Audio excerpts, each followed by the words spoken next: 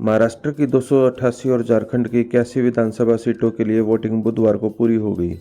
नतीजे तो 23 नवंबर को आएंगे, लेकिन उससे पहले आए एग्जिट पोल। महाराष्ट्र में 11 एग्जिट पोल में से 6 में भाजपा को गठबंधन, 4 एग्जिट पोल्स में कांग्रेस गठबंधन बहुमत मिलने की आशंका जताई गई है। सीबीएसई ने बुधवार देर रात 10वीं और 12वीं बोर्ड की परीक्षाओं की तारीखों का ऐलान कर दिया गया। परीक्षाएं 15 फरवरी से होंगी। 10वीं की परीक्षा 18 मार्च तक और 12वीं की परीक्षा 4 अप्रैल तक चलेंगी। यूपी के मुजफ्फरनगर जिले की मीरापुर सीट पर उपचुनाव की वोटिंग के दौरान भीड़ ने पुलिस पर पथराव किया। पुलिस को जान बचाकर भागना पड़ा। बाद में ककरौली थाने के इंस्पेक्टर राजीव शर्मा ने भीड़ को खदेड़ने के लिए वहां मौजूद महिलाओं पर रिवॉल्वर तान दी और कहा, यहां से चली जाओ नहीं तो गोली मार दूंगा।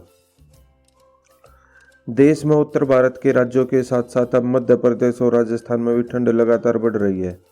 तापमान गिरने के साथ कोहरे का दौर भी शुरू हो गया है। मौसम विभाग ने बुधवार को एमपी, राजस्थान समेत 8 राज्यों के कई जिलों में घने कोहरे का अलर्ट जारी किया है। सुप्रीम कोर्ट ने कहा कि तलाक की याचिकाएं लंबित रहने के दौरान पत्नी उसी तरह की सुविधाएं पाने की हकदार है जो उसे शादी के बाद ससुराल में मिलती हैं। अदालत ने तलाक के एक मामले में केरल हाईकोर्ट के फैसले को पलटते हुए पत्नी को राहत दी और उसके पति को भरण पोषण के लिए 80,000 की जगह 2.25 लाख रुपए महीना देने का आदेश दिया। दिल्ली में बुधवार को भी हवा जहरीली बनी हुई है। लगातार 5वें दिन AQI 400 के पार है। 15 नवंबर को इसका लेवल 396 था। बुधवार की सुबह 6 बजे कई इलाकों में AQI 450 और 9 बजे 424 रहा। यह गंभीर श्रेणी में आता है। प्रधानमंत्री नरेंद्र मोदी 2 दिवसीय गुयाना दौरे पर हैं। बुधवार शाम पीएम मोदी और गुयाना के राष्ट्रपति मोहम्मद इरफान के बीच द्विपक्षीय बातचीत हुई। इस दौरान दोनों देशों के बीच कई समझौतों पर भी हस्ताक्षर किए गए। जेल में बंद पाकिस्तान के पूर्व प्रधानमंत्री इमरान खान को तोशाखाना से जुड़े दूसरे मामले में भी जमानत मिल गई है। इस्लामाबाद हाईकोर्ट ने जमानत के तौर पर 10 लाख पाकिस्तानी रुपए के बॉन्ड जमा कराने का आदेश दिया है। जमानत मिलने के बाद पूर्व पीएम बाहर आएंगे या नहीं, यह भी कहा नहीं जा सकता। रूस यूक्रेन में तनाव बढ़ने के बाद 3 नार्डिक देशों ने युद्ध अलर्ट जारी किया है। नॉर्वे, फिनलैंड और डेनमार्क ने अपने नागरिकों से जरूरी सामानों का स्टॉक रखने और अपने सैनिकों को जंग के लिए तैयार रहने के निर्देश दिए हैं।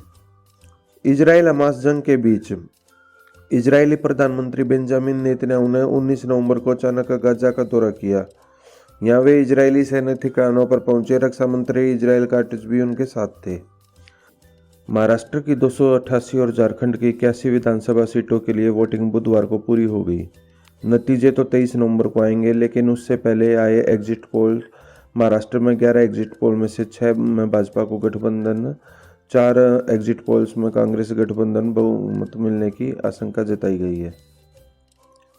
सीबीएसई ने बुधवार देर रात 10वीं और 12वीं बोर्ड की परीक्षाओं की तारीखों का ऐलान कर दिया गया। परीक्षाएं 15 फरवरी से होंगी। 10वीं की परीक्षा 18 मार्च तक और 12वीं की परीक्षा 4 अप्रैल तक चलेंगी। यूपी के मुजफ्फरनगर जिले की मीरापुर सीट पर उपचुनाव की वोटिंग के दौरान भीड़ ने पुलिस पर पथराव किया। पुलिस को जान बचाकर भागना पड़ा। बाद में ककरौली थाने के इंस्पेक्टर राजीव शर्मा ने भीड़ को खदेड़ने के लिए वहां मौजूद महिलाओं पर रिवॉल्वर तान दी और कहा, यहां से चली जाओ नहीं तो गोली मार दूंगा। देश में उत्तर भारत के राज्यों के साथ साथ अब मध्य प्रदेश और राजस्थान में भी ठंड लगातार बढ़ रही है।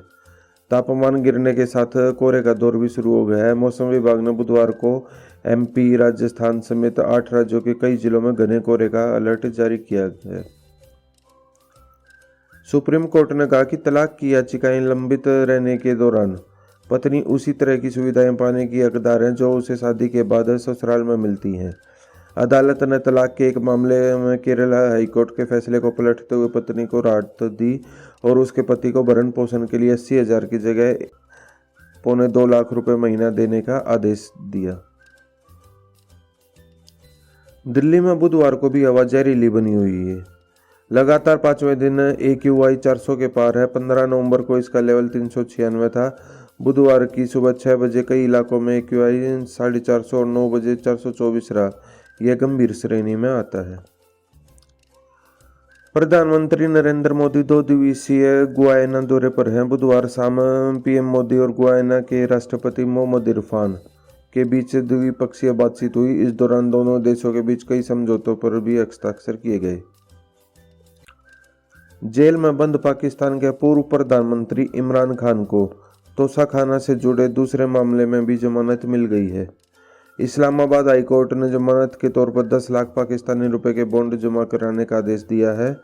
जमानत मिलने के बाद पूर्व PM बाहर आएंगे या नहीं, यह भी कहा नहीं जा सकता। रूस यूक्रेन में तनाव बढ़ने के बाद 3 नार्डिक देशों ने युद्ध अलर्ट जारी किया है। नॉर्वे, फिनलैंड और डेनमार्क ने अपने नागरिकों से जरूरी सामानों का स्टॉक रखने और अपने सैनिकों को जंग के लिए तैयार रहने के निर्देश दिए हैं।